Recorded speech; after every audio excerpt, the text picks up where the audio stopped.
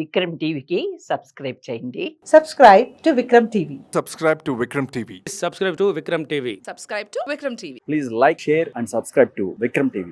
Hi hello నమస్తే, welcome to Vikram TV. నేను మీ యాంకర్ పప్పు. ఈ రోజు మనతోని స్పెషల్ గెస్ట్ అండి. ఆ గెస్ట్ ఎవరు కాదు, ఎన్ఆర్ఐ రవి గారు మనతో ఉన్నారు. ఆయన టీడీపీ సపోర్టర్. ఆయన చాలా వీడియోస్ చేస్తుంటారు. అసలు వీడియోస్ చేయడానికి రీజన్ ఏంటిది అండ్ అవేర్నెస్ ఇవ్వడానికి అని అంటుంటారు. అవేర్నెస్ ఇప్పటిదాకా ఏమి ఇచ్చారు అన్నది ఇప్పుడు సార్ని అడిగి తెలుసుకుని ప్రయత్నిద్దాం. అండ్ ఇప్పుడు ప్రభుత్వం తను ఎవరైతే సపోర్ట్ చేస్తున్నా ఆ ప్రభుత్వమే ఉంది. మళ్ళీ ఇప్పుడు ఆ ప్రభుత్వం ఎలా వర్కౌట్ అవుతుందా లేదా, జనాలలో మాత్రం వ్యతిరేకత వచ్చింది. మళ్ళీ అది వ్యతిరేకతనా లేకుంటే ఏంటిది, ఇప్పుడు సార్ని అడిగి తెలుసుకుని ప్రయత్నిద్దాం. నమస్తే సార్. నమస్తే పప్పు గారు. ఎలా ఉన్నారు? I'm good. ఎప్పుడు వచ్చారు ఇండియాకి? నేను వారం రోజులు అయిందండి. వారం రోజులు అయింది. ఓకే, ఎలా ఉంది అక్కడ? ఎలా ఉంది?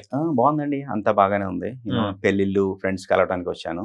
అండ్ మీరు ఈ ఆపర్చునిటీ నందుకు I'm so thankful and grateful. ఏం చేస్తుంటారు సార్ మీరు? నేను హార్డ్వేర్ లో పనిచేస్తుంటానండి. ఎలక్ట్రానిక్స్ కంపెనీలో పనిచేస్తాను. ఫోన్లు తయారు చేయటం, పీసీలు తయారు చేయటం అలాంటివి చేస్తూ ఉంటాను. ప్రాపర్ ఎక్కడ సార్ మీరు? అది గుడివాడ అండి. గుడివాడ దగ్గర చంద్రాల అనే పల్లెటూరు. ఓకే, అంగుళూరు, చంద్రాల, గొడ్లవలేరు ఆ ఏరియా అనమాట. అంటే మీరు ఒక మంచి జాబ్ చేసుకుంటా అక్కడ వేరే కంట్రీలో అనుకుంటా మీరు మంచిగా ఎన్ఆర్ఐ. మళ్ళీ అలాంటప్పుడు మీరు కొన్ని వీడియోస్ నేను చూశాను ఇన్స్టాలో, మీరు పోస్ట్ చేయడం అలా చేస్తుంటారు కదా. అంటే ప్రభుత్వం గెలిచినందుకు మీరు అలా చేస్తున్నారా, లేకుంటే మీరు టీడీపీ సపోర్టర్ అయి ఉండి వైసీపీ వాళ్ళను నెగటివ్ చూపెట్టడానికి వీడియోస్ చేశారా? అసలు వీడియోస్ చేయడానికి ముఖ్య ఉద్దేశం ఏంటిది? మీరు ఆంధ్రప్రదేశ్లో fundamental right freedom of speech అంటే మాట్లాడే హక్కు కోల్పోయాం ఒక టైంలో. ఆ హక్కు ఇక్కడ ఎవరికి లేకుండా పోయింది. కానీ ఆ హక్కుని ఫిల్ చేయడం కోసమే నేను వీడియోలు చేయడం మొదలెట్టాను అనమాట. ఓకే, అంటే వీడియోస్ చేయాలంటే కొంచెం టైం అన్న ఉండాలి, లేకుంటే ఏదైనా చేయాలడానికి. అంటే ఒక గవర్నమెంట్ వచ్చింది అనగానే మీరు కొన్ని వీడియోస్ చేశారు కదా, చేసి అవేర్నెస్ కొన్ని ఏమో ప్రాక్టికల్గా చూపెట్టడం ఇలా. అది నేను నవరత్నాలు అయితే నేను కాయింది చాలా బాగా చూశాను. అది ఎందుకు చేశారు ఆ వీడియోస్ అనేది? టిప్పింగ్ పాయింట్ కావాలంటున్నారు మీరు? ఎప్పుడు మొదలైంది? జగన్ గారు వచ్చినప్పుడు నేను I really hope he's a good CM అండి. నేను ప్రే చేశాను అనమాట. నేను తప్పు అయితే బాగుండు, జగన్ గారు మంచి సీఎం అయితే బాగుండు అని ఆశించా. కాకపోతే things did not go well అనమాట. They were going all the way down. నేను 2 సంవత్సరాలు టైం ఇచ్చాను అనమాట. 2 సంవత్సరాల దాకా వీడియోలు చేయాలి. నేను వెయిట్ చేస్తున్నాను. నేను న్యూ సీఎం ఎవరికైనా కొత్త రోల్లోకి వచ్చినప్పుడు ఆపర్చునిటీ. సో దాని తర్వాత థింగ్స్ గాట్ వర్స్ట్ బ్యాడ్ అవుతూనే ఉన్నాయి. ఒక గోరంట్ల మాధవ్ గారి ఇన్సిడెంట్ జరిగింది. గోరంట్ల మాధవ్ గారి ఇన్సిడెంట్ అందరూ చూసే ఉంటారు. సో ఆ ఇన్సిడెంట్ జరిగినాక మన నాయకులకి కపుల్ ఆఫ్ అవుట్పుట్స్ అనమాట. గోరంట్ల మాధవ్ గారి ఇన్సిడెంట్ జరిగినప్పుడు ఏం చేయాలి? ఒకటి, ఆయన సస్పెండ్ చేయాలి, ఆయన మందలించాలి. ఆప్షన్ 1. ఆప్షన్ 2, గోరంట్ల మాధవ్ నాకు తెలవదు, లేకపోతే చేసింది కరెక్టు అని చేసుకోవాలి. కానీ థర్డ్ ఆప్షన్కి వెళ్ళారనమాట.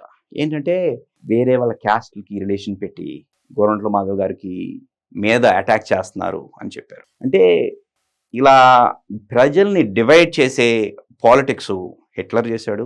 అండ్ నేను హిట్లర్ గురించి చాలా చదివి నేర్చుకున్నాను అనమాట.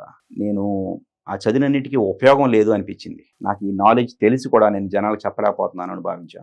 అందుకని వీడియోలు చేయడం మొదలెట్టాను, ఆ మాట చెప్పాలని. ఓకే, అంటే 2019లో జగన్ గారు గెలిచినప్పుడు మీరు ఎలా ఫీల్ అయ్యారు? అంటే టీడీపీ ఎందుకు ఓడిపోయింది అప్పట్లో? ఓడిపోవడానికి చాలా కారణాలు ఉంటాయండి. Okay, there could be many reasons. But ఎలా ఫీల్ అయ్యానంటే భయం వేసింది, బట్ ఆశాజనకంగా ఉన్నా అనమాట. మన రాష్ట్రానికి 2 నాయకులు ఉంటారేమో మంచి నాయకులు అని భావించా. కానీ అది తప్పు. 2 నాయకులు ఎవరు? అదే 2 నాయకులు కదా, 2 పార్టీస్ కదా. 2 పార్టీస్ 2 స్ట్రాంగ్ పార్టీస్ ఉంటాయి. జగన్ గారికి ఆపర్చునిటీని ఉపయోగించుకుంటారు అనుకున్నా, కానీ ఆయన ఆపర్చునిటీని మిస్యూజ్ చేసుకున్నారు. వైసీపీ పార్టీలో ఏం మైనస్లు కనిపించాయి మీకు? అసలు ఒక పార్టీ యొక్క మెయిన్ ఉద్దేశం ఏంటంటే జనాల్ని అభివృద్ధి చేయడం. డబ్బులు ఇవ్వడం ఫస్ట్ కాదనమాట, అభివృద్ధి చేయటం, వాళ్ళకి విజన్ చూపించడం, వాళ్ళందరినీ ఎడ్యుకేటెడ్ చేయడం, వాళ్ళని నెక్స్ట్ లెవెల్కి తీసుకెళ్ళడం. అంటే ఒక జనరేషన్ నుంచి నెక్స్ట్ జనరేషన్ ఎప్పుడు డెవలప్మెంట్గా ఉండటం కోసం ట్రై చేయడం అనమాట. Long term goals and common goals అంటారు. అంటే మనందరికీ సంబంధించిన విషయాలు గవర్నమెంట్ చూసుకోవాలి. అంటే హాస్పిటల్స్, రోడ్స్, ఎలక్ట్రిసిటీ ఇవన్నీ చూడాలన్నమాట. ఎందుకంటే మీకు నాకు ఎంత డబ్బులు ఉన్నా మన సొంత రోడ్డు వేసుకోలేము ఆఫీస్కి వెళ్ళడానికి, అది గవర్నమెంటే చేయాలి. అది ఫండమెంటల్ అనమాట. అవి జరగలేదు. అమరావతి ఇన్సిడెంట్ జరిగింది, అది 3 క్యాపిటల్స్ అన్నారు. మళ్ళీ 3 క్యాపిటల్స్ కూడా నాకు చాలా బాధ వేసింది అనమాట. మీరు ఆలోచించండి. 3 క్యాపిటల్స్ కూడా నచ్చలేదు మీకు? Of course. అసలు జగన్ గారు ఏం చేస్తే బాగుండే? అంటే మీరు ఒక ఎక్స్పెక్టేషన్, మీరు అన్నారు జగన్ గారు న్యూ సీఎం రావడం జరిగింది కదా, ఏం చేస్తే బాగుండేది అప్పట్లో? జగన్ గారు చంద్రబాబు వేసిన ఫౌండేషన్ మీద పెద్ద గ్రేట్ డెవలప్మెంట్ చేస్తుంటే బాగుండేది. చంద్రబాబు గారు ల్యాండ్ పూలింగ్ చేశారు, నేను ఆ ల్యాండ్ని సద్వినియోగం చేసి గ్రేట్ క్యాపిటల్ కడతాను అని చేస్తుంటే బాగుండేది. చంద్రబాబు నాయుడు గారు ఉద్యోగాలు సరిపడా తేలేదు, ఆయనకంటే 5 రెట్లు ఉద్యోగాలు తెస్తాను అని చేస్తే బాగుండేది. ఓకే, అంటే జనాలను డబ్బులు ఇవ్వడం తప్పంటారు. గవర్నమెంట్ యొక్క మెయిన్ ఉద్దేశం జనాలు డబ్బులు ఇవ్వటం కాదండి, అది ఒక వరకు కావాలన్నమాట. Until 1 point it is required. Okay, but అదే మెయిన్ జాబ్ అవ్వకూడదు. అది మెయిన్ జాబ్ లాగా అయిందా? ఆఫ్ కోర్స్ అదే మెయిన్ జాబ్ అయింది. అంటే ఇప్పుడు మనం చూస్తే కనుక టీడీపీ పార్టీ రావడం జరిగింది, కూటమి ప్రభుత్వం ఇప్పుడు మళ్ళీ ఏపీని మొత్తం ఇప్పుడు పరిపాలిస్తుంది. బట్ ప్రజలలో మాత్రం వ్యతిరేకత ఉంది. మళ్ళీ దీన్ని ఏమంటారు? మళ్ళీ అంటే కొన్ని రోజులే, విత్ ఇన్ మంత్స్ లోనే వ్యతిరేకత వచ్చేసింది. మాకు ఇప్పుడు జగన్ గారే కావాలి, మాకు సిబిఎన్ గారికి ఎందుకు గెలిపించుకున్నామన్న కాడికి ఉంది. దీన్ని మీరేమంటారు? వ్యతిరేకత అంటున్నారు మీరు, ఏ పాయింట్ ఆఫ్ వ్యతిరేకతలో మాట్లాడుతున్నారు? ఎటువంటి వ్యతిరేకత? అంటే స్కూళ్ళ పరంగా కానివ్వండి, ఏదో చేస్తారని అనుకుంటే కూడా ఏం పట్టించుకోవడం లేదు. స్కూల్ అంటే నాడు నేడు ఇప్పుడు గవర్నమెంట్ స్కూల్స్ కి పుస్తకాలు అవి ఇచ్చేవారు, అండ్ అమ్మ ఒడి అని ఏదో సంథింగ్ ఇచ్చేవారు. ఇప్పటిదాకా కూడా 1 రూపాయి కూడా మాకు ప్రభుత్వం నుంచి రాలేదు అని చెప్తున్నారు. అదే జగన్ గారు ఉంటే కనుక మాకు ఇప్పటికీ కొన్ని పైసలు వచ్చేదని జనాలు అంటున్నారు. దీన్ని మీరేమంటారు? అంటే I think we should give him time. Okay, we should give him time before judge him. ఆయన జడ్జ్ చేసే ముందు మనం కొంచెం ఆలోచించి టైం ఇవ్వాలి ఆయనకి. అది ఫస్ట్ పాయింట్. సంవత్సరం కూడా అవ్వాల. ఓకే, అది కాకుండా ఫస్ట్ ఒక గవర్నమెంట్ వచ్చినాక నాకు కనపడే విషయంలో ఆయన పాత ఇష్యూస్ మీద క్లీనప్ చేస్తున్నారు. పాత ఇల్లంతా చెత్తతో నిండిపోయింది అనమాట. ముందు అది క్లీన్ చేసుకోవాలి. ఓకే, కానీ డైవర్షన్ పార్టీ కూడా అంటున్నారు ఈ మధ్య కాలంలో. మళ్ళీ టీడీపీ గారి పార్టీకి ఆ పేరు ఎందుకు వస్తుంది డైవర్షన్ పార్టీ? అంటే ఇప్పుడు విజయవాడలో ఏదైతే ఫ్లడ్స్ దాన్ని మరిపియడానికి మళ్ళీ తిరుపతి లడ్డూని క్రియేట్ చేయడము, ఇలా కొన్ని ఇన్సిడెంట్స్ కొన్ని డైవర్షన్ చేస్తున్నారని అంటున్నారు. దీన్ని మీరేమంటారు? సో ఇదే ఇన్సిడెంట్స్ గురించి మాట్లాడుకుందాం. ఓకే, విజయవాడ వరదలు జరిగినప్పుడు చంద్రబాబు గారు అక్కడ లేరా? ఎలా డైవర్షన్ అయింది? విజయవాడ వరదలు జరిగినప్పుడు హీ వాజ్ దేర్. ఆయన వరదల్ని చాలా బాగా హ్యాండిల్ చేశారని నేను భావిస్తున్నాను. సో దాంట్లో ఒక డైవర్షన్ అక్కడ కనపడలేదు నాకు. అంటే అక్కడ ఒక ఇష్యూ అయింది ఏంటంటే, ఆ గేట్లు ఎత్తివేతప్పుడు వాళ్ళ సిబిఎన్ గారి ఇల్లు కానివ్వండి, అటు ఉన్న కొన్ని వేరే ఏరియాస్ ప్రాబ్లమ్ లో పడుతుందన్న ఉద్దేశంతో ఇటు తీయడం జరిగింది. ఇప్పుడు ఇంత లక్షల మందికి ప్రాబ్లమ్ ని క్రియేట్ చేసిన సిబిఎన్ గారు అని చాలా మంది అనడం జరిగింది అప్పట్లో. ఇది డైవర్ట్ చేయడానికి వేరే టాపిక్ తీసుకొచ్చారని అంటున్నారు. దీన్ని మీరేమంటారు? నదుల్ని డైవర్ట్ చేయడం కష్టం అండి. ఓకే, స్ట్రాటజిక్ గా అటువంటి పనులు చాలా కష్టం, ఆల్మోస్ట్ ఇంపాసిబుల్ నదులో. అయినా సో మీరేమంటున్నారంటే సిబిఎన్ గారు ఇల్లు కాపాడడం కోసం లక్షలాది మంది ప్రజలు ఇల్లు చెడగొట్టారంటున్నారా? అలా చేసి తర్వాత వాళ్ళందరూ ఇంట్లోకి వెళ్ళి ఇల్లు క్లీన్ చేశారంటున్నారా? అదే కదా అవుట్కమ్, అదే కదా ఆలోచిస్తున్నా. ఇప్పుడు చంద్రబాబు గారు అలా డైవర్షన్ చేస్తుంటే ఆయన ప్రతి ఇంటికి వెళ్ళి క్లీనింగ్ చేయటం ఎందుకండి? అది ఎంత కష్టం.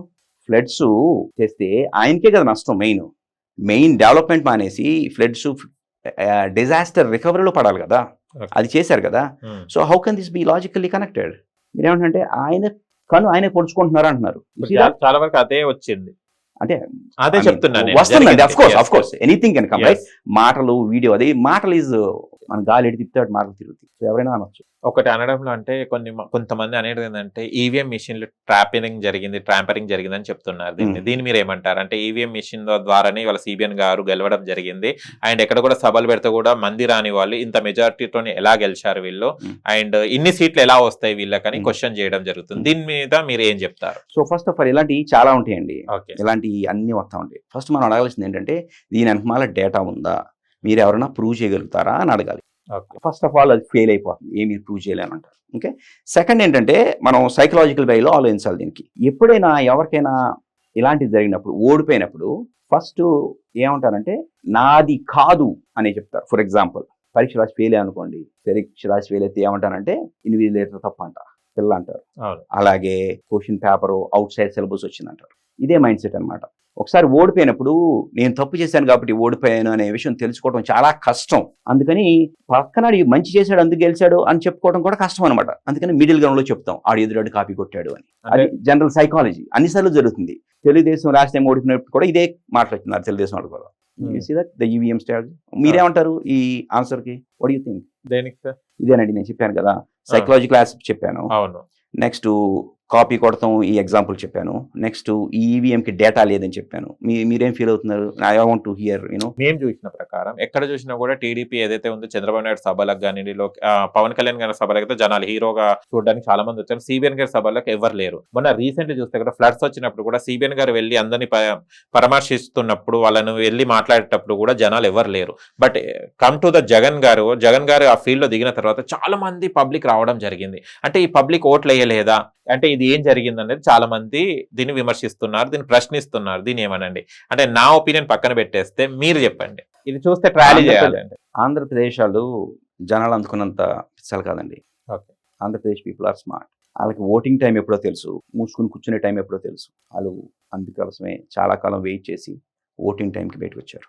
ఓకే, ఇప్పుడు గెలిచిన తర్వాత ఇప్పుడు ఎవరెవరైతే పదవులు తీసుకున్నారో, ఇప్పుడు డిప్యూటీ సీఎం గా పవన్ కళ్యాణ్ గారు కానివ్వండి, ఐటీ మినిస్టర్ గా మన లోకేష్ గారు కానివ్వండి, వీళ్ళందరూ కరెక్ట్ పని చేస్తున్నట్టు మీరు భావిస్తున్నారా? అంటే in this short period of టైంలో ఏం గమనించారు మీరు? వాళ్ళు ట్రై చేస్తున్నారని బట్టి చెప్పగలుగుతాను. ఓకే, ఫర్ ఎగ్జాంపుల్ కోవిడ్ వచ్చినప్పుడు జగన్ గారి రెస్పాన్స్ వెరీ ప్యాథటిక్. చంద్రబాబు గారి రెస్పాన్స్ వరదలు వచ్చినప్పుడు సూపర్ స్టార్ అయ్యారు. Okay, that is an example అనమాట. ఒక ఎగ్జాంపుల్. కాకపోతే జనాలకి చంద్రబాబు గారు అంటే హైయర్ ఎక్స్పెక్టేషన్స్ ఉంటాయి. సో అది మేనేజ్ చేయడం కూడా కష్టమే. And new governance.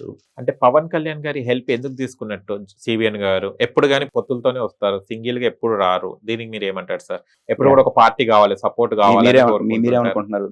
అప్పుడు చెప్తా సమాధానం. ఏంటంటే అదే చంద్రబాబు గారు ఇప్పుడు పొత్తులకి ఎందుకు వెళ్తారనేది.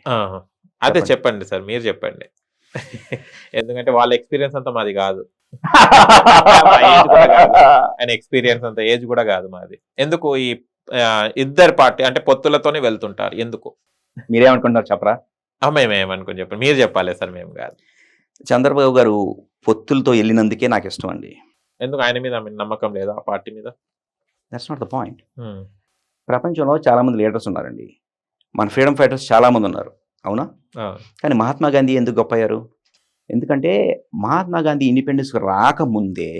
ఇండిపెండెన్స్ మూమెంట్లోకి రాకముందే 100 సంవత్సరాల వరకు ఇండియా ఇండిపెండెన్స్ కోసం బాధపడుతుంది. కానీ హిందువులుగా ఫైట్ చేస్తున్నారు, ముస్లింగా చేస్తున్నారు, క్యాస్ట్ పరంగా విడిపోయి డిఫరెంట్గా చేస్తున్నారు.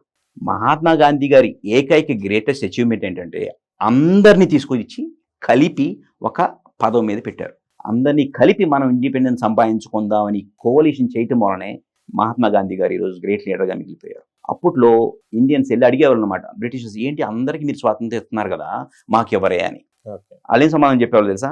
ఎవరికి ఇవ్వాలి మేము స్వాతంత్రం? హిందువులకి ఇవ్వాలా, ముస్లిమ్స్కి ఇవ్వాలా, క్రిస్టియన్స్కి ఇవ్వాలా, బీసీలకి ఇవ్వాలా, ఎవరికి ఇవ్వాలి, ఏమివ్వాలి అనేవాళ్ళు. ఆ ప్రాబ్లం సాల్వ్ చేసింది మహాత్మా గాంధీ గారు. ఈరోజు చంద్రబాబు నాయుడు గారు అలాగే ఎప్పుడు కలిసి కోalition చేసుకునే వెళ్తారు చాలాసార్లు. ఇప్పుడేనే కాదు, పాస్ట్ హిస్టరీ కూడా ఆయన ఎప్పుడు అందరితో కలిసి చేద్దామని, అందరికీ లాభంగా ఉండామనే చేస్తారు. అందుకని coalition is important. And great leaders along history. అశోకుడు గ్రేట్ ఎందుకు అంటే దేశం మొత్తాన్ని కలిపినందుకు, ముక్కలు చేసినందుకు కాదు. రాష్ట్రాన్ని 3 ముక్కలు, క్యాపిటల్ 3 ముక్కలు చేసినందుకు అశోకుడు ది గ్రేట్ అవలా. సో గ్రేట్ లీడర్స్ ఎప్పుడు అందరినీ కలుపుకుని వెళ్ళాలి. మనం వాళ్ళని సపోర్ట్ చేయాలి, మీతో కలిపి మనందరం. Okay, sure. ప్రభుత్వం రావడానికి, కూటమి ప్రభుత్వం గెలవడానికి చాలా హామీలు ఇచ్చారు, కానీ హామీలు మాత్రం నెరవేర్చలేకపోతున్నారు అన్నది చాలా మంది ప్రజలు అంటున్నారు. దీని మీద మీరేమంటారు? హామీ కూడా నెరవేర్చలేరు. ఇంకా కొన్ని స్టార్ట్ చేశారు, బట్ మొత్తం 6 మొదలెట్టలేదు. But I think they will start pretty soon. Jagan గారు కూడా టైం పట్టింది ఆయన కూడా స్టార్ట్ చేయడం కోసం. హామీ అంటే ఇయ్యగా డబ్బులు హామీలు 6. ఇప్పుడు హామీలు నెరవేర్చడానికి అక్కడ ఏం లేదు, ఖజానా అంతా ఖాళీ చేసుకు వెళ్ళారని అన్నారు. మళ్ళీ ఆ హామీలు ఇచ్చేటప్పుడు ఖజానా గురించి సిబిఎన్ గారికి తెలియదా? మళ్ళీ నేను ఇన్ని హామీలు ఇస్తున్నా, నేను ఎలా నెరవేర్చాలనే ఉద్దేశం అప్పట్లో ఉంటుంది కదా ఆలోచన. అప్పుడు లేని ఆలోచన ఇప్పుడు ఎందుకు ఖజానా గుర్తుకొస్తుందని అంటున్నారు. మీరు ఆయన హామీలు ఇచ్చినట్టు తిడుతున్నారా, ఖాళీ చేసినట్టు తిడుతున్నారా? అంటే ఖజానా లేదని ఇప్పుడు అంటున్నారు కదా, ఆ ఖజానా గురించి అప్పుడే తెలిసి ఉంటది కదా. ఈ కాంప్లికేటెడ్ థాట్ ప్రాసెస్ చూద్దాం, మనం ఏం ఆడుకుంటున్నాం చూద్దాం. చంద్రబాబు నాయుడు గారు హామీ ఇచ్చారు, మంచి హామీలు అనుకున్నాం. ఇప్పుడు ఖజానాలో డబ్బులు లేవంటున్నారు. సో మనం ఖజానా డబ్బులు ఖాళీ చేసినట్టు పట్టు వదిలేసి చంద్రబాబు నాయుడు గారు ఖజానా ఖాళీగా ఉందని తెలవకుండా ఇచ్చారు అంటున్నాం. You see the logic. ఇప్పుడు మన ఆబ్జెక్టివ్ ఏంటంటే ఖజానా ఎవడు ఖాళీ చేసాడో పట్టుకుని ఆ ఖజానా వెనక్కి ఎలా నింపాలో చేయాలి. అది ఓకే. అంటే దాని గురించి తెలిసి ఉంటది కదా, ఖజానా గురించి. చాలా కష్టం కదా సార్. అసెంబ్లీలో చాలా సార్లు మాట్లాడారు, ఇది చేశారు అది చేశారు అని. ఖజానా గురించి తెలుస్తుంది కదా, హామీలు ఎలా ఇచ్చారు అనేది క్వశ్చన్ మార్క్ చేస్తున్నారు. అంటే అది ఆయన strategy. Wait and watch and wait కదా. ఎందుకంటే సిబిఎన్ గారు అంటే 40 years ఇండస్ట్రీని చాలా ఎక్స్పీరియన్స్ పర్సన్, డెవలప్ చేశారని చాలా మంది మనం విన్నాం, మనం చూసాం కూడా. కొన్ని హైదరాబాద్ కానీ దాని ఎగ్జాంపుల్స్ ఉన్నాయి తనకి. అలాగనే ఆంధ్రాని కూడా చేస్తారని అనుకుంటున్నారు. అమరావతి ఇప్పుడు అక్కడ డెవలప్మెంట్ అవుతుందని అంటున్నారు. ఇది ఎప్పుడు స్టార్ట్ చేయబోతున్నారు? ఐడియా ఉందా సార్ మీకు? ఇప్పుడు స్టార్ట్ చేయబోతున్నారు డెవలప్మెంట్. ఇప్పుడైతే జరిగిపోతుంది, డేట్స్ చూస్తున్న కొద్దీ అయిపోతుంది. గతంలో కూడా అమరావతిని డెవలప్ చేస్తా అన్నారు, ఆ టర్మ్ అయిపోయింది, మళ్ళీ నెక్స్ట్ టర్మ్. డెవలప్మెంట్ ఏం చూద్దాం అనుకుంటున్నారు? అంటే ఏమి ఇస్తా అంటున్నారు వాళ్ళు? అంటే ఐటీ కంపెనీస్ తీసుకొస్తా అంటున్నారు, మళ్ళీ ఒక సింగపూర్ చూపెట్టాలనుకుంటున్నారు. వాళ్ళు అన్ని చెప్పారు కదా, అమరావతి మీదనే అందరు ఆశ. నా దృష్టిలో అమరావతిలో గ్రేటెస్ట్ డెవలప్మెంట్ 30,000 ఎకరాలు గ్యాదర్ చేయడం. That is the biggest achievement, that is the foundation. అది లేకపోతే ఎవరు ఏం డెవలప్ చేయలేరు. సో అది లాస్ట్ 5 years క్రితమే జరిగిపోయింది. ఈ 5 yearsలో మనం నష్టపోయాం. ఇప్పుడు he need to start again. We all need to start again. మనందరం అమరావతి డెవలప్మెంట్లో పాలు పంచుకోవాలి. ఏదో అది చంద్రబాబు గారి సోలో ఇది కాదు. డెవలప్మెంట్ అనేది ప్రతి ఒక్కరిది కదండి. చంద్రబాబు గారు హైటెక్ సిటీ డెవలప్ చేశారంటే ఏంటి? హైటెక్ సిటీ చేశారు, ఇన్వెస్ట్మెంట్స్ తెచ్చారు, ఉద్యోగాలు క్రియేట్ చేశారు, నేను నాలంటి వాళ్ళు ఉద్యోగాలు చేశారు. సో హైదరాబాద్ సిటీ డెవలప్మెంట్లో నా భాగం కూడా ఉంది. నేను కూడా ఇక్కడ పనిచేశాను కాబట్టి. నేను ఐటీ చేయను అని చెప్పి నా ఊళ్ళో కూర్చుంటే హైదరాబాద్ డెవలప్ చేయదు కాదు కదా. సో నా దృష్టిలో డెవలప్మెంట్ అనేది మనందరి బాధ్యత. ఓకే సార్, ఇప్పుడు ప్రశ్నించిన అప్పట్లో సోషల్ మీడియాలో ఉన్న వాళ్ళను ఇప్పుడు అరెస్ట్లు అని తీసుకెళ్లడం జరుగుతుంది. మళ్ళీ అప్పట్లో మీరు కూడా చాలా మంది టీడీపీ తరఫున సోషల్ మీడియాలో మాట్లాడిన వాళ్ళు ఉన్నారు. అంటే వీళ్ళ ప్రభుత్వం రాగానే వైసీపీ ప్రభుత్వంలో ఎవరైతే అప్పుడు సోషల్ మీడియాలో జగన్ గారికి సపోర్ట్ చేశారో వాళ్ళని ఇవాళ చాలా నరకం చూపెడుతున్నారు. ఇది ఎంతవరకు కరెక్ట్ సార్? అంటే ప్రతి ఒక్క సోషల్ మీడియాలో ఒక వాయిస్ ఉంటుంది, వాళ్ళు చెప్పుకోవడానికి ఉంటుంది. బట్ ఎందుకు ఇది రెడ్ బుక్ పాలన నడుస్తుందని అంటున్నారు? దీని మీద మీరేమంటారు? జగన్ గారు ఉన్నారా వేటున్నారా? జగన్ గారు పక్కన పెట్టేయండి, వీళ్ళందరూ ఇప్పుడు చూస్తున్నాం కదా సోషల్ మీడియా వెళ్ళలేదు కదా. జగన్ గారు ఎమ్మెల్యేలు ఎంపీలు తిట్టినాళ్ళు, వాళ్ళ సొంత భార్యని తిట్టినాళ్ళు ఎవరు లోపలికి వెళ్ళలేదు కదా. సోషల్ మీడియాలో వర్క్ చేసిన వాళ్ళు చిన్న వాళ్ళను పట్టుకొని లోపటేసి. ఐ డోంట్ థింక్ అంత డీటెయిల్ గా తెలియదండి నాకు ఆ సబ్జెక్ట్. ఓకే, మీకు తెలియదా? నాకు చాలా తెలియదండి. నేను కరెంట్ అఫైర్స్ మీద ఎక్కువ ఫోకస్ చేయను. Okay, historic and current contest మీద చూస్తాను అనమాట. పాతలో హిస్టరీ ఎలా జరిగింది, ఇప్పుడు ఎలా రిపీట్ అవుతుంది అనే దాని మీద ఆలోచిస్తాను అనమాట. ఏదో ఒక అరెస్ట్ జరిగింది, 2 అరెస్టులు జరిగినాయి, నేను వాటి మీద ఎక్కువ పెట్టినాను. Okay, Pawan Kalyan garu deputy CM అవ్వడం జరిగింది కదా, మీరు ఎలా చూస్తున్నారు? ఒక హీరోగా ఉండే ఇంతకు ముందు, ఒక ప్రతిపక్ష నాయకుడిగా ఉండేప్పుడు, ఇప్పుడు డిప్యూటీ సీఎం అయ్యారు కదా, ఇప్పుడు ఎలా ఉంది అని? అంటే పవన్ కళ్యాణ్ గారికి అది మంచి గ్రేట్ ఆపర్చునిటీ. ఆయన గెలవగానే డిప్యూటీ సీఎం అయ్యారు. అది కాకుండా నాకు ఆయనలో నచ్చింది ఏంటంటే, ఆయన చంద్రబాబు దగ్గర నుంచి ఎంత కావాలంటే అంత నేర్చుకుందాం ట్రై చేస్తున్నాను అనమాట. ఇదే జగన్ గారు చేస్తుంటే బాగుండేది. He should have had a learning mentality. అది ఇంపార్టెంట్. పవన్ కళ్యాణ్ గారికి లెర్నింగ్ మెంటాలిటీ ఉంది ప్రస్తుతం. అది మనకు చాలా ఇంపార్టెంట్. మన రాష్ట్రానికి నెక్స్ట్ జనరేషన్ లీడర్స్ అందరూ లెర్న్ చేసి ఉన్న లీడర్స్ దగ్గర నేర్చుకుని అవ్వాలి. And I don't think there is a better guidance than Chandrababu Naidu. మన అట్లీస్ట్ మన ఆంధ్రప్రదేశ్. ఎలా డిప్యూటీ సీఎం గా పవన్ కళ్యాణ్ గారిని ప్రకటించినప్పుడు మీరు ఎలా ఫీల్ అయ్యారంటే? Happy, I'm extremely happy.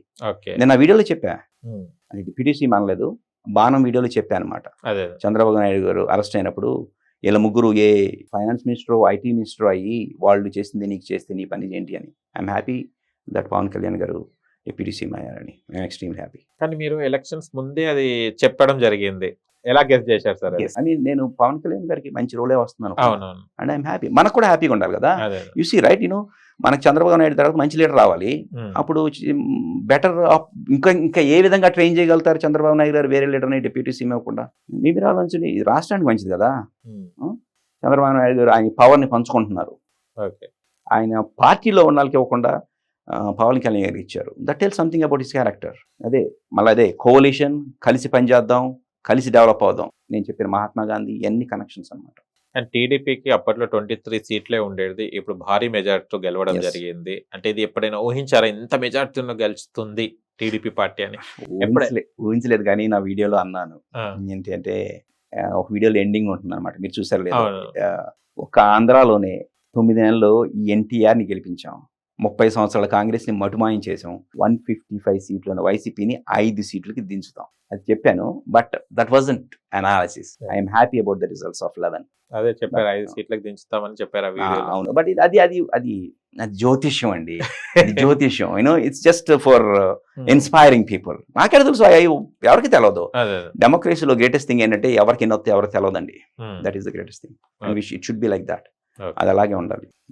Sir software అనగానే మనకు గుర్తొచ్చేది సిబిఎన్ గారు. అండ్ ఆర్టిఫిషియల్ ఇంటెలిజెన్స్ అనేది కూడా ఏపీలో రాబోతుందని వింటున్నాము. అండ్ నారా లోకేష్ గారు దీన్ని గట్టిగా ప్రయత్నిస్తారని అంటున్నారు. ఇది ఎక్కడి వరకు వస్తుందా, లేకుంటే ఎలా దీన్ని డెవలప్ చేయబోతున్నారు సార్? సో ఏంటంటే తెలుగుదేశం పార్టీకి చంద్రబాబు నాయుడు గారికి విజన్లో ఆయన ఫ్యూచర్లో వచ్చే టెక్నాలజీస్ని చూసి వాటిని అడ్వాంటేజ్ తీసుకోవటం ఆయన స్పెషాలిటీ అనమాట. అందుకని విజను ని మాడుతూ ఉంటారు.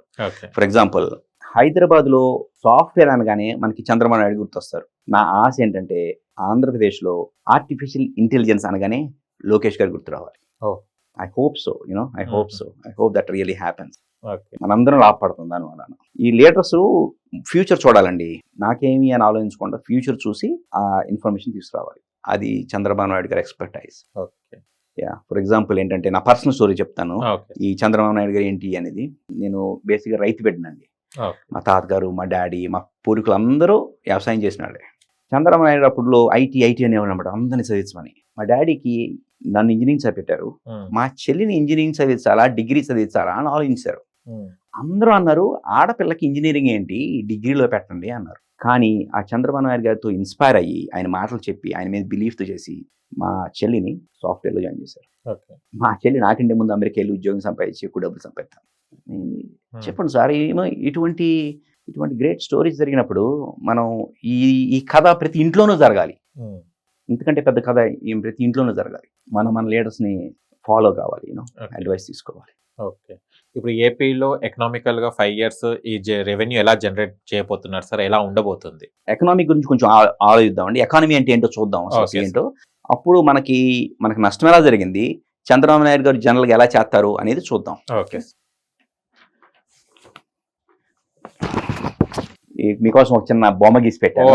నేను మీరు అదే చూపెడితే బాగుంటుంది. ఇంకో రకంగా నేను చేయలేను. బేసిక్ ఏమంటే దీన్ని జీరో సమ్ గేమ్ అంటారు. జీరో సమ్ గేమ్ అంటే మన దగ్గర ఉన్న డబ్బులు, నా దగ్గర ఉన్న డబ్బులు మీ దగ్గరికి వెళ్తాయి, మీ దగ్గర ఉన్న డబ్బులు కెమెరామెన్కి వెళ్తాయి, తిరుగుతాయి అన్నమాట డబ్బులు. ఓకే, ఫర్ ఎగ్జాంపుల్ ఇక్కడ ఒక కంపెనీ ఉందనుకోండి, దాంట్లో ఉద్యోగం చేస్తాం, జీతం వస్తుంది. రెంట్ కట్టుకుంటే రెంట్ ఓనర్కి డబ్బులు వెళ్తాయి. ఇల్లు కట్టుకుంటాం, రియల్ ఎస్టేట్ డబ్బులు వెళ్తాయి, ఈ కూలాడికి డబ్బులు వెళ్తాయి, అందరికి డబ్బులు వెళ్తాయి. తర్వాత ఫార్మర్కి అయితే కూడా డబ్బులు వెళ్తాయి. ఎందుకంటే మనం గ్రెయిన్ తింటాం, బయటికి హోటల్కి వెళ్ళి తింటాం, రకరకాలుగా బయట తింటా ఉంటాం, వాల్యుబుల్ ఫుడ్ తింటా ఉంటాం ఎందుకంటే. సో ఫార్మర్కి యూజ్ అవుతుంది. తర్వాత కార్లు కొనుక్కుంటాం, ఆటోమొబైల్ ఇండస్ట్రీకి యూజ్ అవుతుంది. తర్వాత వంట కూడా వండుకుంటాం. ఇలా ఎకనామిక్ సైకిల్ ఉంటుంది అనమాట. ఇంకా డబ్బులు తిరుగుతూ ఉంటాయి. సో ఈ ఎకనామిక్ సైకిల్ని పెద్దది చేయాలి అంటే, పెద్దది చేయటం అంటే అందరికీ వెళ్ళాలన్నమాట. అది ఎలా చేయాలి అని ఆలోచించినప్పుడు చంద్రబాబు నాయుడు ఏం చేశారంటే, సేమ్ సైకిల్, సేమ్ పిక్చర్, బయట నుంచి డబ్బులు తెచ్చారనమాట. ఇంతకుముందు డబ్బులు ఇక్కడెక్కడే తిరిగాయి, సడన్ గా బయట నుంచి డబ్బులు రావడం మొదలెట్టినాయి. అందుకని హైదరాబాద్ ఇలా గ్రేట్ గా డెవలప్ అయింది నా ఉద్దేశం. ఆ ఫార్ నుంచి డబ్బులు రావడం, అందరూ డబ్బులు స్పెండ్ చేయడం, అందరూ ఇల్లు కనుక్కోవడం, మోర్ ఉద్యోగాలు రావడం, ఇది ఎకనామిక్. ఇక ప్రాబ్లం ఏంటంటే ఈ ఎకానమీ పెరగటానికి, ఫాస్ట్గా వెళ్ళటానికి టైం పడుతుంది అనమాట. ఓపిక ఉండాలి మనకి, మనం కోఆపరేట్ చేయాలి. ఇప్పుడు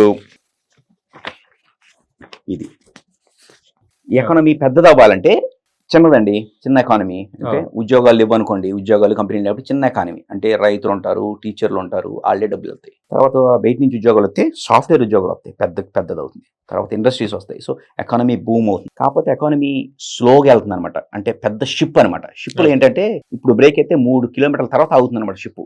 ఎకానమీ కూడా అలాగే ఉంటుంది, స్లోగా తిరుగుతుంది. సో మనం ఒప్పుకుంటారు. ఇది చంద్రబాబు నాయుడు గారి ఎకానమీ. అంటే ప్రీవియస్గా ఏం చేసేవారో చెప్పాను, అమెరికా నుంచి డబ్బులు ఎలా తెచ్చారో చెప్పాను, రిజల్ట్ ఎలా ఉంటుందో చెప్పాను. ఇప్పుడు జగన్ గారి ఎకానమీ ఏంటో చూద్దాం. దీన్ని పిరమిడ్ స్కీమ్ అంటారు. పిరమిడ్ స్కీమ్లో ఏంటంటే ఎవరు డబ్బులు సంపాదించినా డబ్బులు ఒకటికి వెళ్తాయి. నువ్వు ఉద్యోగం చేస్తే ఉద్యోగాల నుంచి లంచాలు తీసుకుని గవర్నమెంట్కి అన్న జే ట్యాక్స్కి వెళ్ళాలి. నువ్వు కారు కొన్నా జే ట్యాక్స్కి వెళ్ళాలి. మందు తాగినా జే ట్యాక్స్కి వెళ్ళాలి. ఇల్లు కొన్నా, రియల్ ఎస్టేట్ చేసినా, దందా చేసినా జే ట్యాక్స్కి వెళ్ళాలి. సో ఈ పిరమిడ్ స్కీమ్లో డెవలప్మెంట్ ఉంటుంది, కానీ ఒక్కడికే డెవలప్మెంట్ ఉంటుంది. అందుకే జగన్ అన్న ప్యాలెస్లు కట్టగడిగాడు. మన వాళ్ళు ఇంకా భోజనం లేకుండా ఉన్నారు. ఇన్ని సంవత్సరాలు, 70 సంవత్సరాల ఇండిపెండెన్స్ వచ్చినా సరే ఇంకా మనం తిండి గురించి మాట్లాడుతున్నాం. అంటే ఇప్పుడు సిబిఎన్ గారి ఎకనామీ అండ్ జగన్ గారి ఎకనామీ గురించి డిఫరెన్స్ చూపెట్టారన్నమాట. ఓకే, ఇదేమో సర్క్యులేట్ అవుతుంది, ఇదేమో ఒక దగ్గరికి వెళ్తుంది.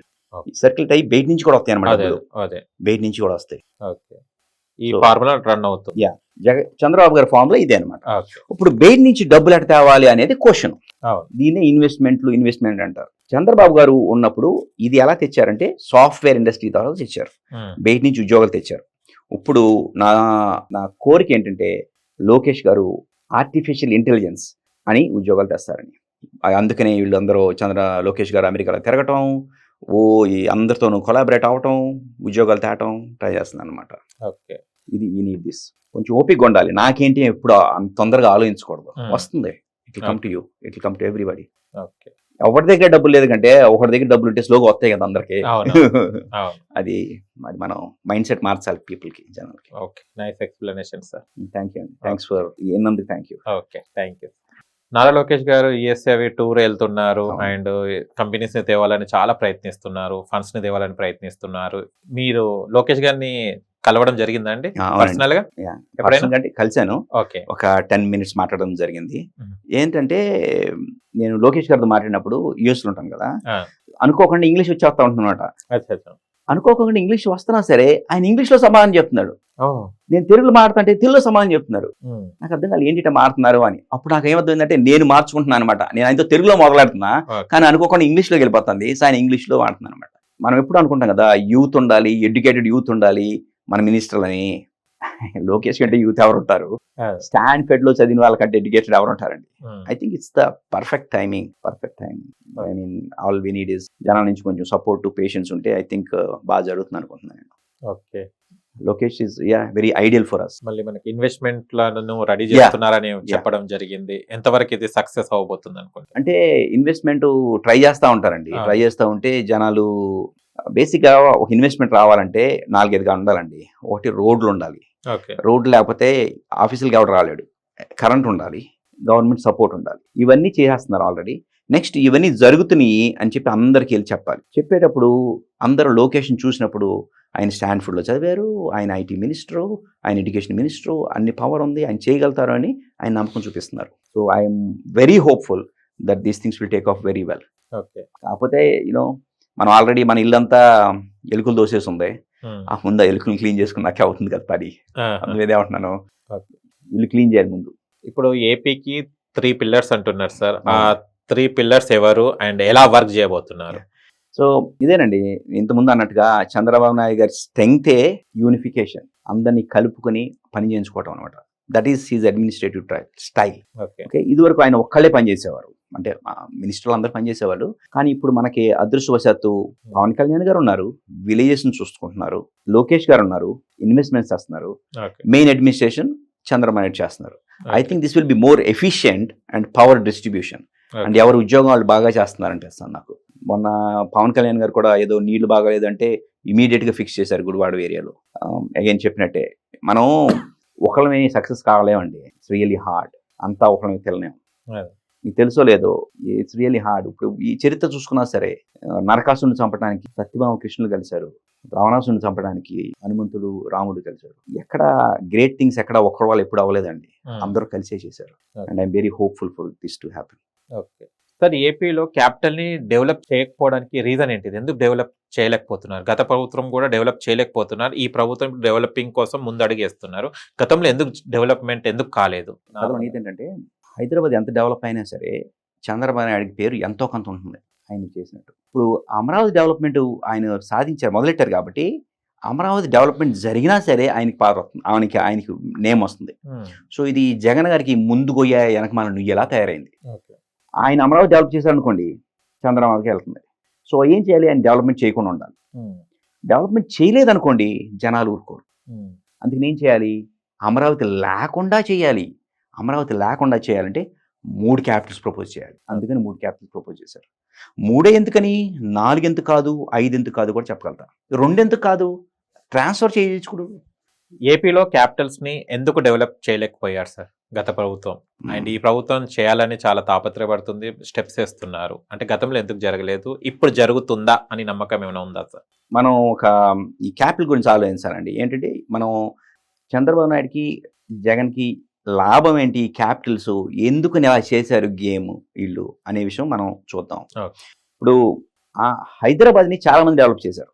ఎవరు డెవలప్ చేసినా హైదరాబాద్ సాఫ్ట్వేర్ అంటే చంద్రబాబు నాయుడు గారికి బెనిఫిట్ అవుతుంది. ఈ తర్వాత ఎంత డెవలప్ అయినా సరే, అవునా? Okay.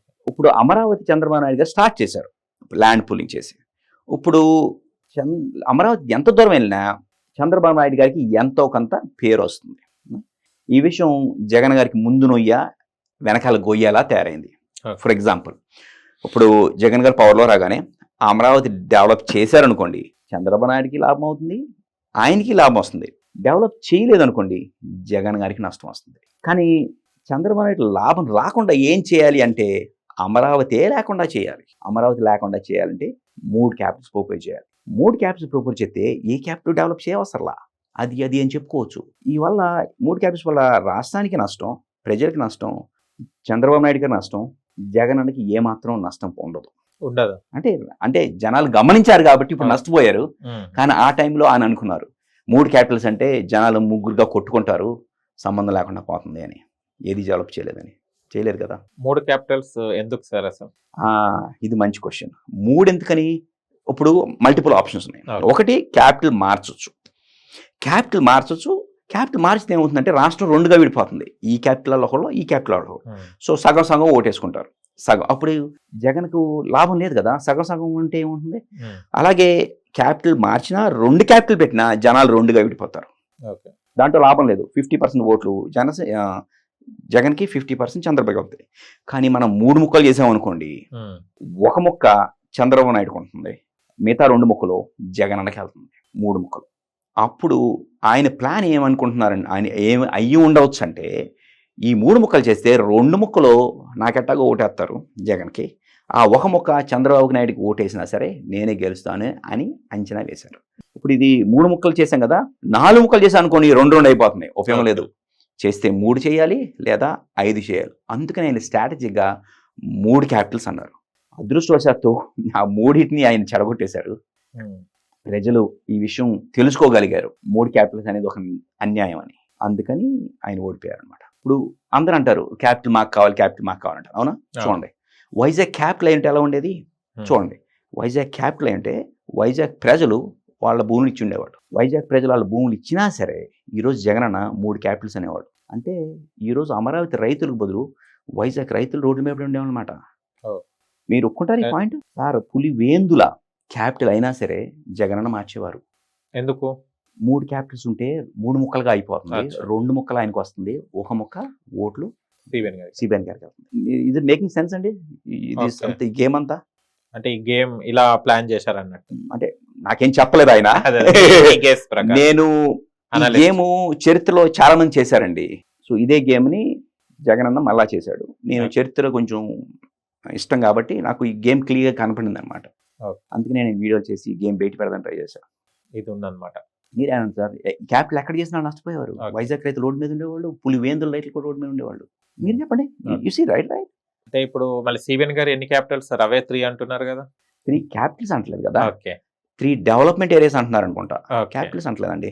డెవలప్మెంట్ ఆయన సాఫ్ట్వేర్ మొత్తం వైజాగ్ అంటున్నారు, తిరుపతి మొత్తం వేరే ఇన్వెస్ట్మెంట్ అంటారు. ఆయన ఇన్వెస్ట్మెంట్ డిస్ట్రిబ్యూషన్ చేస్తున్నారు. ఓకే, ఇంకో పాయింట్ ఏంటంటే ఇది క్యాపిటల్ విషయంలో అమెరికాలో చూసారనుకోండి, క్యాపిటల్ ఎప్పుడు డెవలప్ అవ్వదు. కాలిఫోర్నియా క్యాపిటల్ సాక్రమెంటో అనమాట. కానీ కాలిఫోర్నియాలో డెవలప్ అయిన సిటీలు San Francisco, San Diego, loss Angeles ఇలా అనమాట. సో డెవలప్మెంట్కి క్యాపిటల్కి సంబంధం లేదు ప్రపంచంలో ఎక్కడ. ఫర్ ఎగ్జాంపుల్, మీరు అమెరికాలో చెప్పే గ్రేట్ సిటీస్ అన్నీ ఏవి క్యాపిటల్స్ కావు. శాండియాగో, లాస్ ఏంజలీస్, చికాగో ఇవేవి రాష్ట్రాల క్యాపిటల్స్ కావన్నమాట, డెవలప్మెంట్ హబ్స్. మన ఆంధ్రప్రదేశ్లో కూడా అలాగే ఉండాలి. క్యాపిటల్ ఓన్లీ అందరూ కూర్చొని పని చేసుకోవడానికి, సీఎం కూర్చొని పని చేసుకోవడానికి ఈ 3 ఉండాలి. ఈ మనమేమో 3 క్యాపిటల్స్ అని లా ఒకసాట, అడ్మినిస్ట్రేటివ్ ఒకసాట పెట్టాం. అమెరికాలో క్యాపిటల్ బిల్డింగ్ అంటారనమాట. ఆ క్యాపిటల్ బిల్డింగ్ లో అందరూ అడ్మినిస్ట్రేటర్స్ కూర్చొని పని చేసుకుంటారు. దానికి ఎదురుగుండా లా ఉంటుంది అనమాట. దానికి ఎదురుగుండా హైకోర్టు ఉంటుంది. ఇక్కడ నుంచి అక్కడికి నడుచుకుంటూ వెళ్ళి పని చేసుకోవచ్చు. అంత దగ్గరగా ఉంటాయి ఆల్ యూనిఫికేషన్స్. అన్నేమో 3 సెపరేట్ చేశారు, విచ్ ఈజ్ రాంగ్. ఆయన ఏమంటున్నారంటే ఇది క్యాపిటల్ అని బటన్ పెడితే డెవలప్మెంట్ అయిపోతుంది అనుకుంటున్నారు. టీవీఎన్ గారు ఇప్పుడు ఎలాంటి స్ట్రాటజీస్ ప్లే చేయబోతున్నారు ఏపీని డెవలప్ చేయడానికి? పాత స్ట్రాటజీసే యూజ్ చేస్తున్నారు. కాకపోతే ఆయన ఫ్యూచర్ చూసి ఎప్పటికప్పుడు న్యూ టెక్నాలజీని క్యాచ్ చేస్తూ ఉంటారు. ఓకే. సాఫ్ట్వేర్ చూసి క్యాచ్ చేశారు. ఇప్పుడు కొత్త న్యూ టెక్నాలజీస్ చూసి క్యాచ్ చేసి ఇన్వెస్ట్మెంట్స్ తీసుకొస్తున్నారు అనమాట. Yeah. పాత అంటే నాకేం చెప్పరు ఆయన ఏ స్ట్రాటజీ యూజ్ చేస్తున్నారు. బట్ నేను చూసిన దాన్ని బట్టి ఇంకా ఫర్ ఎగ్జాంపుల్ లోకేష్ గారికి ఆపర్చునిటీ ఇచ్చారు కదా. లోకేష్ గారు ప్రపంచం మొత్తం తిరిగి తీసుకొస్తున్నారు. I think Lokesh is a really good and ideal candidate for that. ఆయన స్టాన్ఫోర్డ్లో చదివారు, అమెరికా తెలుసు, అంతకంటే ఎవరు ఉంటారండి బెటర్ క్యాండిడేట్. ఓకే. అండ్ మన పవన్ కళ్యాణ్ గారు విలేజ్ ఎంపవర్మెంట్ గురించి చాలా మాట్లాడుతున్నారు, ఫండ్స్ గురించి, అగ్రికల్చర్ గురించి మాట్లాడుతున్నారు కదా, ఇది ఎంతవరకు డెవలప్ చేయబోతున్నారు? అంటే ఐ థింక్ పవన్ కళ్యాణ్ గారు కూడా ఐడియల్ క్యాండిడేట్ ఫర్ దట్ అండి. ఓకే. అంటే ఆయనకి మాసెస్లోను విలేజెస్లోను బాగా ఇంపాక్ట్ ఉందన్నమాట. ఆయన స్పీచెస్ కూడా రెవల్యూషన్గా మాస్గా ఉంటాయి. సో దానివలన జనాలకి బాగా కనెక్ట్ అవ్వగలుగుతారు, జనాలను ఆయన నమ్ముతారు, ఆయన చెప్పింది చేస్తూ ఉంటారు అనమాట. So I think Pawan Kalyan will also succeed. Okay. Success అవుతారు అనుకుంటున్నాను. All three will succeed. Andhra Pradesh will succeed, no doubt in that. మొత్తం టోటల్ ఏపీ స్టేట్లోనే డ్రగ్స్ లేకుండా, డ్రగ్స్ మాఫియాని, డ్రగ్స్ ఏదైతే ఉందో అవన్నీ మొత్తం ఎక్కడ కనిపించకుండా చేస్తారని అంటున్నారు. ఇది సాధ్యం అవుతుందా? ఒకప్పుడు డ్రగ్స్ లేవు కదండి, మనం just neat go back. Okay.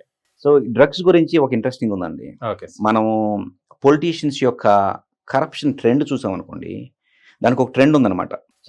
నా చిన్నప్పుడు కరప్షన్ అంతా ఎక్కడ జరిగేదంటే నిధుల్లో జరిగేది. అంటే వాట్ యు కాల్ దిస్, గనుల్లో, బాక్సైట్ మైన్ వాటిలో జరిగేది అనమాట. దాని తర్వాత కరప్షన్ మొత్తం ఐటీ రెవల్యూషన్ కరప్షన్లో జరిగింది, లంచాలో జరిగింది. కానీ జగన్ వచ్చేసరికి కరప్షన్ ఎక్కడ జరుగుతుందంటే ప్రజల నుంచి డబ్బులు జరుగుతుంది, ప్రజల నుంచి డబ్బులు దొబ్బేస్తున్నారు డ్రగ్స్ రూపంలో, ఆల్కహాల్ రూపంలో. ఇది చూసారా, ట్రెండ్ చూసారా? ఇదివరకు డబ్బులు ల్యాండ్ నుంచి దూసేవాళ్ళు, ఇప్పుడు జనాల హెల్త్ నుంచి దోస్తున్నారు. జనాల హెల్త్ ఇంకా ఇంకా ఇంకా ట్రెండ్ ఎంత బ్యాడ్ అయిపోతుంది. So drugs is extremely bad. మనం చాలా ఏంటండి ఆంధ్రాలో డ్రగ్స్ ఏంటండి, ఐ నెవర్ థాట్ ఆంధ్రాలో డ్రగ్స్ ఉంటాయని. We should really clean it up fast. And నేను అదే డ్రగ్స్ ఎందుకు వచ్చినాయి అన్నదానికి సమాధానం అనమాట. ఈ డ్రగ్స్లో ఇది ఇంకో డ్రగ్స్ గురించి ఇంకో మాట చెప్పాలనుకున్నానండి. ఓకే. మీరు ప్రపంచం మొత్తం ఎక్కడ చూసారా సరే, కొన్ని దేశాల్లో డ్రగ్స్ ఉంటాయి అనమాట. ఆ దేశాల్లో ఎక్కడ డిక్టేటర్స్ ఉంటారనమాట. డ్రగ్స్ ఎందుకని జనాలు వ్యాపారం చేస్తారంటే, ఒకటి ట్యాక్సులు కట్టవసరలా, రెండు డ్రగ్స్లో మొనోపలి ఉంటుందన్నమాట. అంటే డబ్బులు మొత్తం నువ్వే దుబ్బేస్తావు. సో అందుకని ఈ నార్త్ కొరియా కానీ సౌత్ అమెరికా దేశాలు కానీ వీటిలో డ్రగ్స్ డిక్టేటర్స్ ఉన్న చాటల్లో డ్రగ్స్ బాగా ప్రొడక్షన్ జరుగుతుంది. వాళ్ళు బాగా లాభసాటి వ్యాపారంగా చూస్తారు. అందుకనే దురదృష్టవశాత్తు మన ఆంధ్రాలో కూడా అది జరిగింది. రైట్, మీరు డ్రగ్స్ సినిమాలు చూడండి ఎక్కడ ఉంటాయో అన్ని. అండ్ ఇప్పుడు ఈ 5 yearsలో మళ్ళీ బెంగళూరులో, పూణేలో వర్క్ చేస్తున్న ఐటీ ఎవరైతే ఉన్నారో, జాబ్ చేసే వాళ్ళు ఇప్పుడు అమరావతికి వచ్చే ఛాన్సెస్ ఉంటే అంత డెవలప్మెంట్ జరుగుతుందా? ఇక్కడికి వచ్చి జాబ్లు చేసి సెటిల్ అయ్యేటట్టు చేస్తారనుకుంటున్నారా టీడీపీ ప్రభుత్వం? ఎస్, చంద్రబాబు నాయుడు అన్నారు కదా, మీరు అందరూ వర్క్ ఫ్రమ్ హోమ్ చేస్తారు, డబ్బులు సంపాదిస్తారని. ఐ రియలీ హోప్ అది జరుగుతుందని. వస్తారండి అందరూ. Nobody wants to go far away and work. ఎవరికి, నేను కూడా ఆపర్చునిటీస్ కోసమే వెళ్ళాను అమెరికా దూరం. ఓకే. అన్నీ ఇక్కడ ఉంటే నేను అక్కడ వెళ్ళేవాడిని కాదు కదా. నాకు అవకాశం వస్తే వెనక్కి వచ్చేస్తారు. Of course. ఓకే. అందరూ బెంగళూరు నుంచి కూడా అలాగే చేస్తారు. ఓకే. అంటే జగన్ గారి స్కీమ్స్ వల్ల అంటే ప్రజలు బాగుపడ్డారా, లేకుంటే వైసీపీ నాయకులు బాగుపడ్డారా సార్? దీని మీద చాలా మంది క్వశ్చన్ వేస్తుంటారు, చెప్తుంటారు. మీ ఉద్దేశంలో ఏంటి సార్? నేను స్కీమ్స్ ఫ్యాన్ కాదండి. ఓకే. డబుల్ స్కీమ్స్ ఫ్యాన్ కాదు. ఎందుకంటే దీనికి ఒక కథ చెప్పొచ్చు. చెప్పండి. కెమెరా ఎంతో తెలవదు, నాకు లెంగ్త్ అయిపోతుందేమో.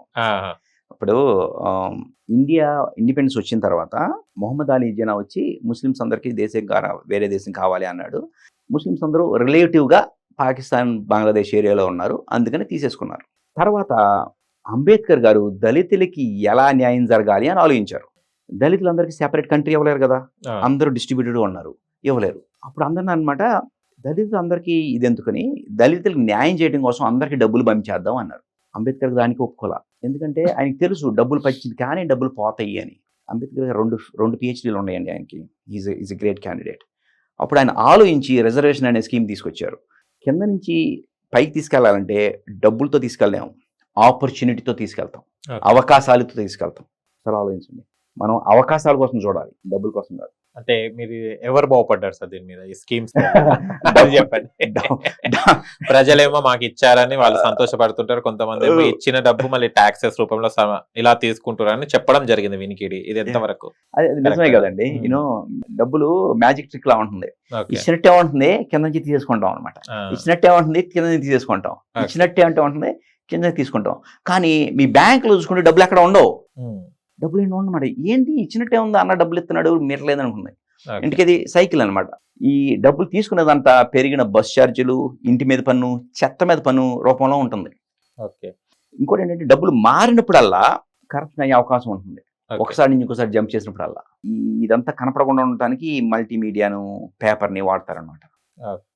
అంటే స్కీమ్స్ ఇచ్చినా కూడా అంటే ప్రజలలో ఇప్పుడు చాలా వరకు జగన్ అన్నానే ఉన్నది స్కీమ్స్ వరకు. అంటే ఈ నెలలో వచ్చి మాకు ఇది వచ్చేది, 2-3 నెలల ఇవి వచ్చేది అని ఉండేది కదా. ఇప్పుడు స్కీమ్స్ కోసం వెతుకుతున్నారు సార్, ఏమంటారు దాన్ని? ప్రజలు మీరు చెప్పారు ఇస్తున్నారు, తీసుకుంటారు అని చెప్పడం కూడా జరిగింది. బట్ అయినా కూడా స్కీమ్స్ కోసం ఎదురు చూస్తున్నారు. మనం స్కీమ్స్ కోసం ఇవ్వకుండా ఉండే సొసైటీకి వెళ్ళాలండి. నేను స్కీమ్స్ కోసం నేను స్కీముల కోసం చూస్తున్నాను మీరు అనుకుంటున్నారా? మీరు చూస్తారా? అందరూ మనలాగా డెవలప్ అవ్వాలి. అది మన రాష్ట్ర ఆబ్జెక్టివ్. అలా వెళ్ళాలంటే అవకాశాలు, ఉద్యోగాలు రావాలి. ఈ ఉచిత స్కీమ్స్ వల్ల ప్రజలకు ఏమైనా ఉపయోగం ఉంటుందా సార్? సో ఉచిత స్కీమ్స్ అనగానే చాలా మంది ప్రజలు చూసి ఓటేయడం ఇవన్నీ జరుగుతుంది కదా. ఉచిత స్కీమ్స్ వల్ల ప్రజలకు లాభమా లేకుంటే ప్రభుత్వానికి లాభమా సార్? నాకు ఉచిత స్కీమ్ అనేది డ్రగ్స్ లాంటిదండి. నేను మీకు డబ్బులు ఇచ్చినప్పుడల్లా డ్రగ్స్ ఇస్తున్నాను అనమాట. ఈ డ్రగ్స్లో ఉన్నప్పుడు ప్రపంచంలో ఆనందంగా ఉంటారు. మీకంటే ఆనందకరమైన ఎవరు ఉంటారు డ్రగ్స్ తీసుకుంటే షార్ట్ టర్మ్లో. కానీ అది తీసుకుని కొంది ఒక సంవత్సరంలో జీవితం మిజరబుల్ అయిపోతుంది అనమాట. సో ఉచిత స్కీములు టెంపరీగా పనికొస్తాయి. ఫర్ ఎగ్జాంపుల్, వరదలు వచ్చినప్పుడు ఉచిత స్కీములు కావాలి. వరదల్లో వీళ్ళు మర్చిపోతే రైతులు నష్టపోయినప్పుడు ఉచిత స్కీములు కావాలి. లేదా ఒక సొసైటీ ఉంటుంది, రైతులు బిజినెస్ పాడైపోతున్నకి వాళ్ళని సేవ్ చేయడానికి ఉచిత స్కీములు రావాలి. అది నా ఉద్దేశం అండి. సో మనం ఒక సొసైటీగా ఒకరోజు ఉచిత స్కీముల మీద ఆధారపడకుండా ఉండే సొసైటీ కావాలి మనకి. మనందరం దానికోసం పనిచేయాలి. ఇప్పుడు సిబిఎన్ గారు కూడా కొన్ని ఉచిత స్కీమ్స్ పెట్టడం జరిగింది. సక్సెస్ చేయబోతుంది. అండ్ ఉచిత స్కీమ్స్ వల్ల ప్రజలకు ఏం లాభం ఉంటుంది సార్? అంటే ఆయన ఈ బస్సు ఇవన్నీ ఉన్నాయి, కొన్ని పెట్టారు, చేశారు. కానీ ఐ హోప్ ఆయన వాటి మీద చేస్తారని. కానీ నా దృష్టిలో లాంగ్ టర్మ్లో ఆయన కూడా ఇదే లాంగ్ టర్మ్ లీడర్స్ ఎప్పుడు ఉచిత స్కీమ్ల మీద పడరు. వన్ స్కీమ్ అనేది ఒక డ్రగ్ లాంటి వ్యసనం ఇస్ ద రైట్ వర్డ్. నేను చెప్తున్నా, వ్యసనం లాంటిది అనమాట. ఒకసారి మనం పడ్డామంటే ఇంకా దాన్ని తీసుకుంటూనే ఉంటాం. వ్యసనాన్ని బయటికి సిగరెట్ మానేయటమే కష్టం, ఉచిత స్కీమ్ మానేయటం అంత కష్టం అండి, చాలా కష్టం. సార్ ఓవరాల్ గా జగన్ గారు ఏపీ స్టేట్ ని ఫైనాన్షియల్ స్టేట్ గా ఎందుకు మార్చలేకపోయారు? ఎక్కడ డౌన్ ఫాల్ అవ్వడం జరిగింది సార్? ఫైనాన్షియల్ పరంగా ఎందుకు డెవలప్ చేయలేకపోయారు? ఇవన్నీ కష్టమైన ప్రాబ్లమ్స్ అండి. ఏదో సినిమాలో ఉంటుంది, వీడియో చేయగానే వైరల్ అయిపోతుంది, అలా ఉండదు అనమాట. చాలా హార్డ్ వర్క్ కావాలి, పుస్తకాలు చదవాలి, అని చదువుకోవాలి. సో ఈ ఎకనామీకి ఇందాక నేను బొమ్మలు చూపించాను కదా, అవన్నీ తెలిసి ఉండాలి బేసిక్. ఇది ఒక వెరీ హై లెవెల్. జగన్ అన్న పాలసీ ఏంటంటే పిరమిడ్ స్కీమ్ అంటారు మరి దీన్ని. పిరమిడ్ స్కీమ్ ఇది బిజినెస్ లో ఒక డబ్బులు దోసే వ్యవహారం అనమాట. ఏ లేయర్ లో ఉన్నా సరే, ఎవడు వ్యాపారం చేసినా సరే డబ్బులు ఒకటికి వెళ్తాయి అనమాట పైకి. సో అది జగన్ అన్న స్కీమ్ అనమాట. అందుకని ఇప్పుడు మీరు ఆలోచించండి, ఆయన పవర్లో లేనప్పుడు, ఆయన ఫాదర్ పవర్లో ఉన్నప్పుడే డబ్బులు కోట్లాది రూపాయలు, 1,00,000 కోట్లు సంపాదించారు. ఇప్పుడు మనం దొంగకే తాళాలు ఇచ్చాం, ఇంకా గుండు దోసేస్తారు కదా. సో దేర్ నో డౌట్ అండి, ఆంధ్రాలో బోల్డెన్ డబ్బులు ఉన్నాయి, కానీ ఆ డబ్బులన్నీ దోచేశారు. అందుకనే పేరు డబ్బులు కనపట్లేదు. ఇది మీ అనాలిసిస్. ఇది నా అందుకనే ఎన్ని కరప్షన్ అలిగేషన్స్ బయటకు వస్తున్నాయి. ఇప్పుడు ఆయన పుస్తకం రాయాలి, హౌ టు కరప్ట్ అని. ఓకే, ఓవరాల్ గా టర్మ్ కి మళ్ళీ జగన్ గారే వస్తారని అంటున్నారు. అంటే మాకు సిబిఎన్ గారు అబ్బా ఎందుకు గెలిపించుకోమన్నామని అంటున్నారు. దీన్ని మీరు ఏమంటారు? క్వశ్చన్ కదా. నన్ను మీరు జ్యోతిష్యం చెప్పంటున్నారు. జ్యోతిష్యం కదా, ప్రజల నాడి చెప్పండి. నాలుగున్న ప్రతాడు జ్యోతిష్యం చెప్పగలుగుతాడండి. ప్రజల నాడు ఎవరికి తెవలేదండి, ఎవరిని చెప్పలేము. బట్ నా కోరిక ఏంటో చెప్తాను.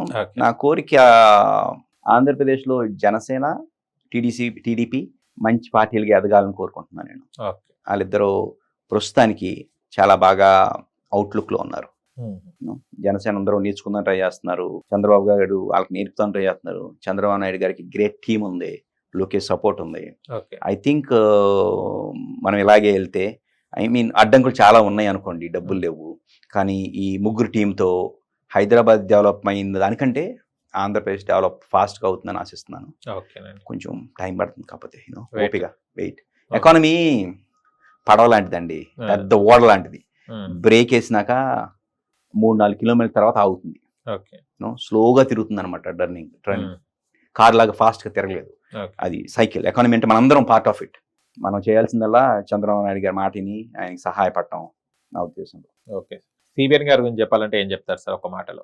ఒక్క మాటలోనా? ఇందాక కథ చెప్పాను కదా, నేను మా డాడీ మా చెల్లిని చదివిద్దామా వద్దా అని డిసైడ్ అయ్యేటప్పుడు సిబిఎన్ గారు ఐటీ అంటున్నారని చెప్పి, అవకాశాలు ఉంటాయని చెప్పి మేము ఆయన మీద నమ్మి అప్పు చేసి మా సిస్టమ్ చదివించాం. Now she's having a great life.